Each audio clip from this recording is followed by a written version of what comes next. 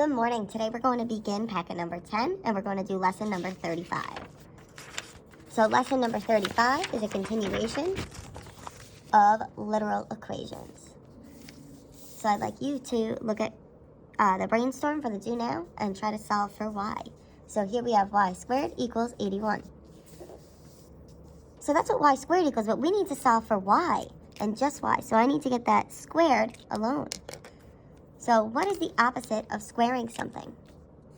Because we need to get that squared away. So the opposite of squaring something is actually taking the square root. So in order to get rid of that squared, I take the square root, and that just leaves me with y equals, and what I do on one side, I need to do to the other. I'm going to take the square root there of 81, and that gives me a plus or a minus 9. So now my y is by itself. So now let's look at example 1. We have p equals e squared divided by r. Here we're going to solve for r. So the first thing that I notice there is that my r is in my denominator or on the bottom of a fraction. So in order to solve for r, I need to get it out of the bottom of the fraction. So in order to move it up, here we're dividing. The opposite of division would be to multiply by r. And what I do on one side, I do to the other. Those will cancel, leaving me with just e squared equals r p. Then we still need to solve for r, so I still need to get that r by itself.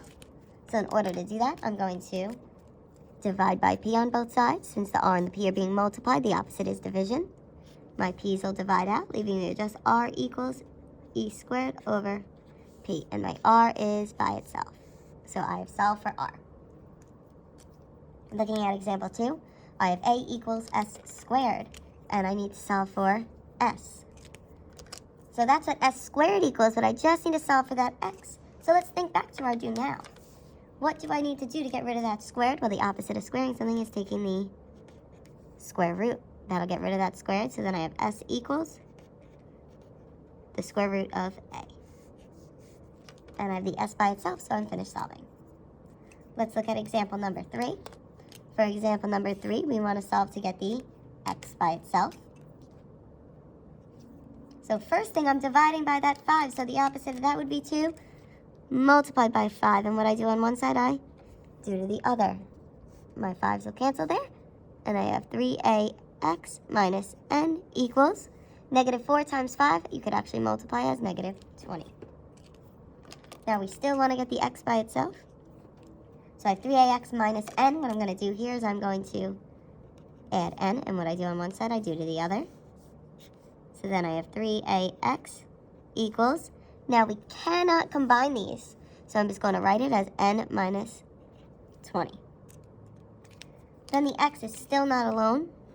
The 3a is being multiplied by the x, so I'm going to do the opposite. I'm going to divide by 3a. And those will cancel, and what I do on one side, I do to the other. So then I end up with x equals n minus 20.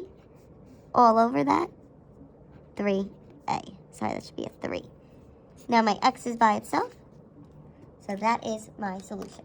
So looking at example number 4, we want to solve for e. So I have e squared here, but I need to solve for just that e. So first I notice I have a denominator, so I'm dividing by r, so I need to get rid of that, so I'm going to multiply by r. And what I do on one side, I do to the other. So my r's will cancel, leaving me with rp equals e squared. Then I still need to get rid of that squared. Remember, the opposite of squaring something is to take the square root. And I'm going to do that on both sides. The square root gets rid of that squared. So I end up with e equals the square root of rp. Now I'd like you to look at question number 6. Here we have a equals 1/2 bh. And we're solving for h. The first thing that we need to do here is get rid of that fraction in front, 1/2. So we're going to multiply by the reciprocal, or the flip fraction. We're going to multiply by 2 over 1, or just 2. Those will cancel. What I do to one side, I do to the other. So 2 over 1 times a leaves me with 2a equals bh. Then we're still not done because we have to solve for the h. So I'm going to divide by b on each side. Then I end up with h equals 2a divided by b. So now I'd like you to try examples 5 and 7 and come back to check your answers. So taking a look at example 5, we need to get the I by itself. So first I realize the I is in my denominator, so I need to get it in my numerator. So I'm going to multiply by I on both sides. I end up with IR equals E. Then I need to get that R away, so I'm going to divide by R on both sides. And I end up with I equals E over R. For number 7, I have K equals 1/2 mv squared. We need to get the V by itself. First, that 1/2, I'm going to multiply by 2 on each side. And I end up with 2K equals mv squared. Then the m is being multiplied by the v squared, so I'm going to divide by m on both sides to get that away. And I end up with 2k over m equals v squared. Now, that's what v squared equals, but I need just v. So the opposite of squaring something is to take the square root. And what I do on one side, I do to the other. So here, I end up with v equals, and the square root of the whole thing on the left. So the square root of 2k divided by m. If you have any questions, please comment on this video and complete practice worksheet number 35.